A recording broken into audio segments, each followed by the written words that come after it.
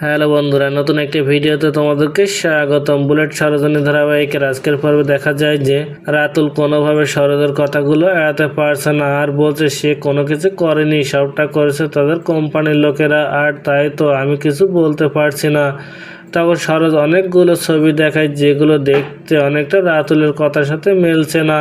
তখন রাগিনী দেখে যে সরোজের কথা রাতুল ফেসে যাচ্ছে, তখন নিজেকে বাঁচাতে রাগিনী বলে, আমি যদি কোনো প্রমাণ পাই যে তুই এর সাথে জড়িত রয়েছিস তাহলে তোকে আমি পুলিশে দেব। রাতুল তখন মনে মনে বলে, আমি যদি ফেসে যাই তাহলে তোকেও কোনোভাবে ছাড়বো না দিদি। এদিকে এই সব খবর দেখে দাদু নিজের ছেলেকে বাঁচাতে পুলিশকে ম্যানেজ করে বাড়িতে আনে, আর পুলিশ অফিসার বলে, আপনি তো আমাদের কাছে কমপ্লেন করেছিলেন যে কিছু লোক গোডাউন থেকে মাল চুরি করেছে। এই কথা শুনে রাতুল অবাক হয়ে যায় আর এবারের মতো বেঁচে যায়। আর অফিসার চলে গেলে টিনা রেগে গিয়ে সরোজের দিকে একটা ফুলদানি ছুঁড়ে মারলে সেটা ধরে ফেলে রণ, আর রণর অনেকটা কেটে যায়। এদিকে দাদু যে রাতুলকে বাঁচিয়ে নিয়েছে সেটা রাতুল তার বাবার কথা শুনে বুঝতে পেরেছে।